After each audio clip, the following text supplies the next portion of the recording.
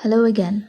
As we have taken a long journey through the identity concept, today I would like to talk about a particular archetype which is not only helpful in the beginning of your awareness journey, but helpful throughout any journey you take within awareness or a spiritual journey. And this particular archetype is not really discussed much on its own. Usually it is simply mentioned in a skill set, like do this or try to do that within the other archetypes. But really, I consider this particular archetype on its own, something that stands on its own and is very special in a sense that it is nothing like any other archetype. And this archetype is the observer archetype. When people discuss the word observer, they usually mean something that is detached, that only takes in information from a third perspective. And this particular archetype is so in that sense, but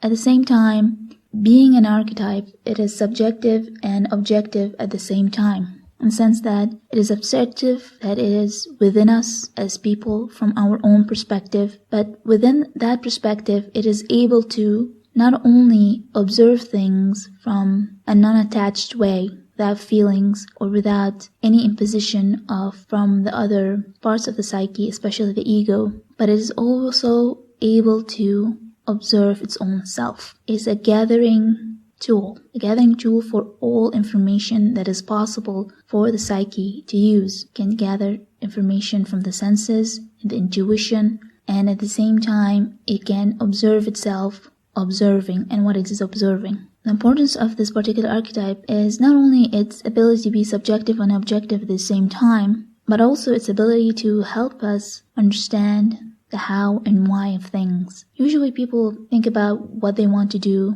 and they go and do it. You usually think why they're actually doing something, their motivation, which we talked about during the Enneagram video, and they don't think about the how. They don't think why they do things that they do, where they get the information to actually make the particular decision. And this particular archetype lets us observe everything within our psyche.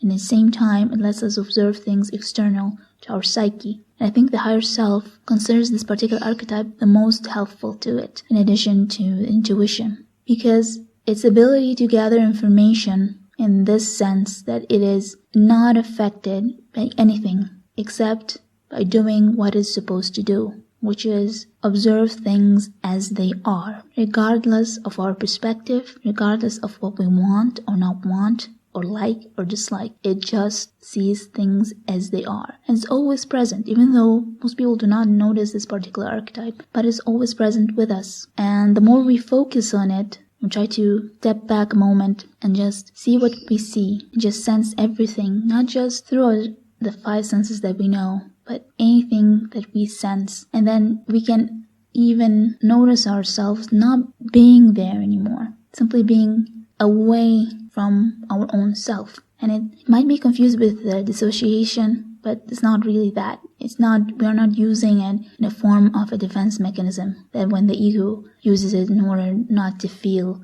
in order to avoid pain. No, we are using it for our own advantage, to know what is happening without the interference of ego needs or feelings that are affected by something or situation that's happening in the environment or happened in the past. This particular archetype, I think, is able to notice and observe everything that there is. It's particular, just like the subconscious. For example, our conscious mind tends to be selective. It selects things that you usually want to see or observe or sense. But the subconscious mind registers everything. And because this is an archetype, and it has a link to subconscious mind, it is able to notice everything that there is. And if we are able to, by practice, to cultivate this particular archetype, which is always present in us, then we have a very strong tool to help us understand things as they are and see things as they are. But in a sense that, just like it's objective and subjective at the same time, it can be selective and non-selective. That it can see things all at the same time, but of course, having all that information come into our minds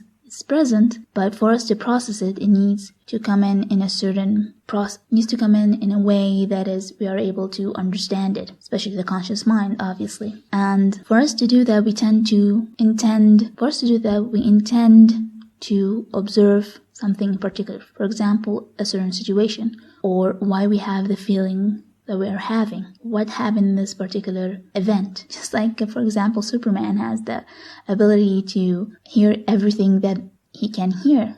He can hear a lot of things. He tends to choose what to hear in order to focus on it, because focusing on everything at the same time is disorienting. So the observer, yes, it can observe everything, but for the conscious mind to understand things, which is the aim of the whole exercise and the whole point of it, the aim of why we're using this is we intend to observe something in particular because we want to know certain things about it. Usually when the archetypes are mentioned, especially the archetype that were actually mentioned by Carl Jung, there's a tendency to overlook the specific aspects that he talked about, especially things that seem mystical but were really analytical, and that he wanted things to be clear but at the same time are open for more information to come in. And he discussed a particular form of archetypes which he called or psychoid archetype, which is in a sense and has the ability to be subjective in the image of being expressed, but at the same time it is an archetype that is external to ourselves, and that our understanding of it will remain limited. But this is exactly, the observer is exactly an example of the psychoid archetype, that we tend to use it the way we want and as a tool and something that is beneficial to us, but at the same time we don't really understand the extent of its importance. And I really stressed upon this particular archetype in using it, and whenever I work with anyone, I stress, and always whenever I work with anyone, I try to get them to use their own observer archetype, and all of them have mentioned how useful it is to them, because in very emotional instances or situations that cause confusion, or even situations that seem not understandable by the conscious mind, the observer always provides information that is essential to further understand